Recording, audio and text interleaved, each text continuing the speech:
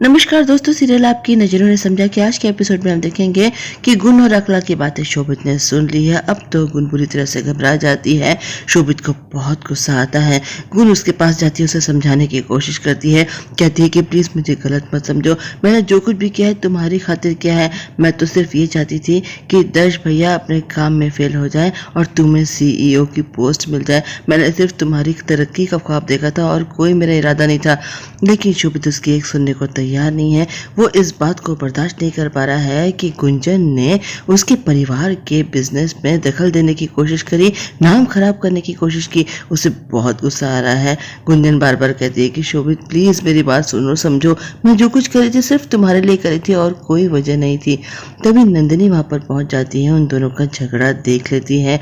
लेकिन तभी चाची आती है और नंदिनी से कहती है, नंदिनी चलो, राजवी दीदी ने तुम्हें बुलाया है। शोभित और गुंजन से कहती है कि तुम दोनों को भी बुलाया है, चलो सब लोग हॉल में चलो, वो सबका इंतजार कर रही हैं।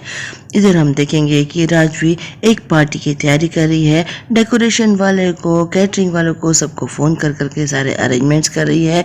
और दर्श उसकी फोटो खींचने के लिए खड़ा हुआ है, कहता है मॉम एक जगह बैठकर बात करो ना, घूमती रहोगे तो मैं आपकी तस्वीर कैसे खींचूंगा।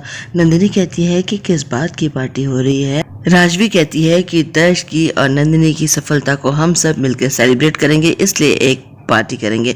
और एक और बात भी है, मेरे दर्श और नंदिनी के बीच की प्रॉब्लम्स अब धीरे धीरे दूर होने लगी हैं और ये दोनों एक दूसरे के करीब आने लगे हैं, तो इस खुशी में भी पार्टी तो बनती है ना। नंदिनी थोड़ी सी झेप जाती है, कहती है ये भी कोई बात है क्या पार्टी करने की, लेकिन हाँ एक और बात है जिसके लिए पार्टी होनी चाहिए। मुझे पता है 2 दिन के बाद मिल और पापा की शादी की 30वीं सालगिरह है। गुंजन को इन सब बातों में इंटरेस्ट नहीं है। वो परेशान है कि शोभित को कैसे मनाए। मनी मन सोचते हैं यहाँ सब पार्टी की तैयारी कर रहे हैं और इधर मेरी ही शादी खटाई में पड़ गई है, शोभित को तो कैसे भी मनाना पड़ेगा।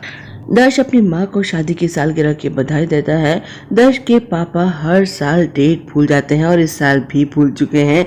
चेतन उनका मजाक उड़ाते हैं, कहते हैं कि नहीं नहीं, मैं इस बार भूला नहीं था, मुझे याद है 14 जून। राजवी कहती है कि 14, वो कहते हैं नहीं नहीं 16 जून। राजवी हंस पड़ती है, बोलती है देखा ये फिर भूल गए, 14 जून को ही हुई थी हमारी शादी। राजवी कहती है कि एक शर्त पर पार्टी होगी, पार्टी की सारी तैयारी दर्श और नंदिनी मिलकर करेंगे। नंदिनी मान जाती है, लेकिन वो इस वक्त परेशान है। उसे शोभित और गुण के रिश्ते की भी चिंता है। शोभित वहां से चला जाता है, पीछे पीछे नंदिनी भी जाती है। चाची, माँ, पापा, चाचा जी सब खुशी खुशी पार्टी की तैयारी कर रहे हैं और पापा का मजाक भी उड़ रहा है क्योंकि वो एक बार फिर से डेट भूल चुके हैं। चाचा जी कहते हैं भाई आज तो भाभी आपकी कस के क्लास लेंगी। नंदिनी शोभित के पीछे पीछे जाती है और बोलती है शोभित भाई। वो एकदम से पलटता है, कहता है शोभित। नंदिनी चौंक जाती है। वो कहता है कि भाभी मेरा नाम शोभित नहीं शोभित है। नंदिनी कोशिश करके सही नाम बोलती है, कहती है अब तो ठीक है ना। वो कहता है कि हाँ अब ठीक है। नंदिनी अपने दोनों हाथ आगे बढ़ा देती है और कहती है कि इसमें से एक हाथ छोड़िए। शोभित ये सब कुछ नहीं करना चाहता है, लेकिन नंदिनी के बार बार कहने पर उसको उसका एक हाथ छूना पड़ता है। नंदिनी मुस्कुराने लगती है और कहती है कि कानोड़ा के साथ मेरी सेटिंग है, जो मैं चाहती हूँ वो वही करते हैं।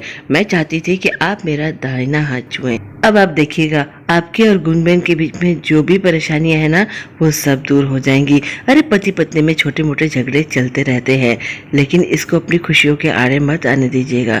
शोभित कहता है कि खुश कौन नहीं होना चाहता भाभी, मैं भी खुश होना चाहता हूँ। लेकिन वो कुछ कहे उससे पहले दर्श आ जाता है। वो नंदिनी के लिए खाना लेकर आया है क्योंकि नंदिनी ने सुबह से कुछ खाया नहीं है। नंदिनी कहती है कि मुझे भूख नहीं थी इसलिए मैंने नहीं खाया, लेकिन दर्श जबरदस्ती उसको बिठाता है, कहता है मैं तुम्हें अपने हाथ से खिलाऊंगा क्योंकि तुम्हारे हाथ जल गए। नंदिनी कहती है अरे मैं अपने हाथ से खा लूंगी, लेकिन वो मानता नहीं है। शोभित उन दोनों का ये बॉन्ड देखता है तो उसे एक बार फिर से बहुत बुरा लगता है। खैर तभी नंदिनी के दोस्त डॉक्टर रितेश भी आ जाते हैं। वो बैठते हैं तो देखते हैं नंदिनी के हाथ जल गए हैं। वो कहते हैं कि ये क्या है। नंदिनी कहती है अरे कुछ नहीं, बस ऐसे ही थोड़ा सा जल गया था। रितेश दर्श को बताता है इसकी बचपन की आदत है, अपना दर्द हमेशा यूं ही छुपा कर रखती है, किसी को नहीं बताती। दर्श कहता है कि ये आदत तो इसकी आज भी नहीं गई है। नंदिनी कहती है कि आप दोनों ज्यादा दोस्त बनने की कोशिश मत करिए, और रितेश से कहती है कि मेरे सारे सीक्रेट्स इन्हें क्यों बताते रहते हो। रितेश कहता है दर्श से धीरे धीरे मैं आपको इसके बारे में सब कुछ बता दूंगा। दर्श नंदिनी को खिलाने की कोशिश कर रहा है। नंदिनी बार बार कहती है मुझे बिल्कुल भूख नहीं है, बाद में खा लूंगी।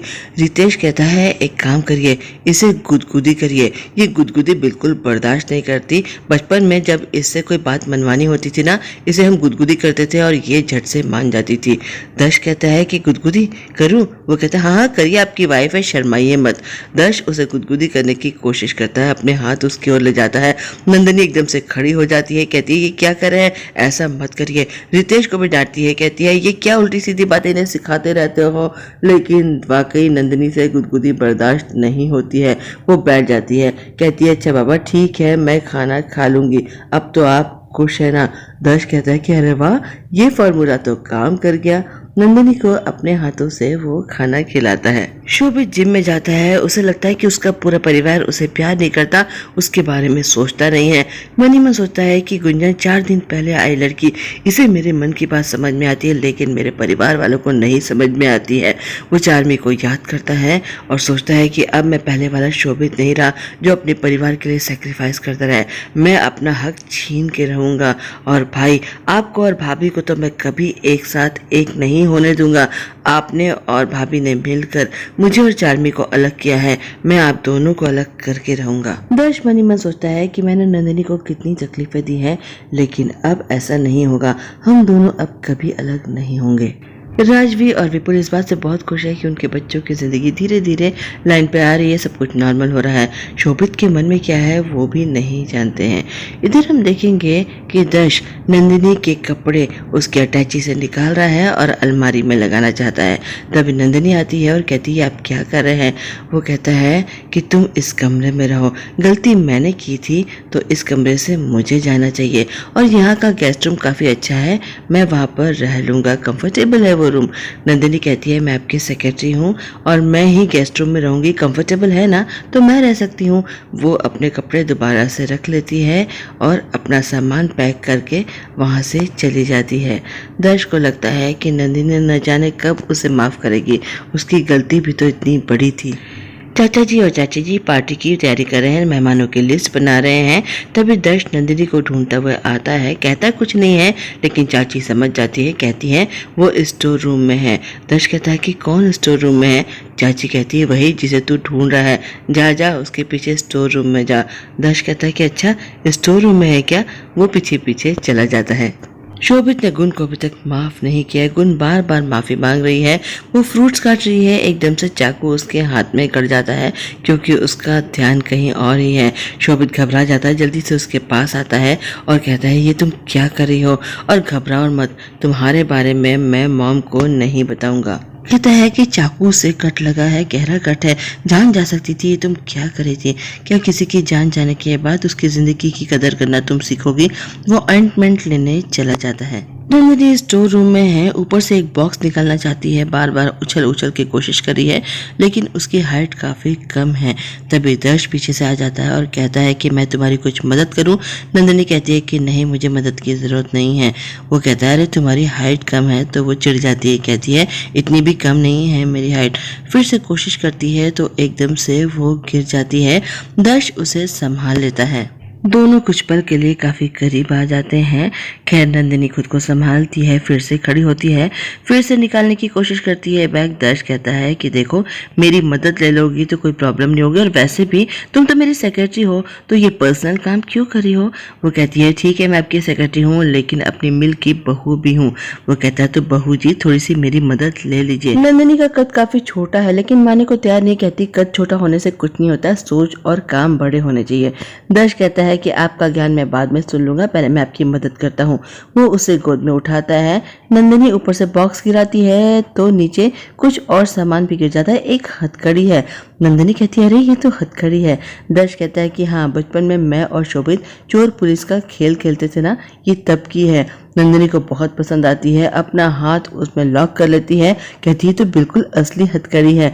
दर्श का भी हाथ पकड़ती है और कहती है कि लाइए अपना हाथ दीजिए, उसका हाथ भी लॉक कर देती है। फिर कहती है अच्छा ये खुलेगी कैसे? दर्श कहता है इसकी चाबी होगी ना, चाबी से खुल जाती है। नंदिनी चाबी ढूंढती है तो चाबी तो कहीं खो चुकी है। दर्श कहता है कि क्या चाबी खो गई है? ये तुमने क्या किया? अब हम दोनों क्या इसी तरह से हथकड़ी में बंधे घूमेंगे? बड़ी खुशी खुशी खचाक खचाक कर रही थी। आज के लिए बस इतना ही। अब मंडे को हम देखेंगे कि पार्टी की तैयारी हो चुकी है, लेकिन पार्टी में नंदिनी की दीदी जीजा जी के साथ वनलता काकी भी आई हैं। शोभित उनको देखकर बहुत नाराज हो जाता है। बस आज इतना ही। मंडे को फिर मिलते हैं। आप मेरे चैनल को लाइक करें, शेयर करें, सब्सक्राइब करें। मैं चलती हूँ, बाय।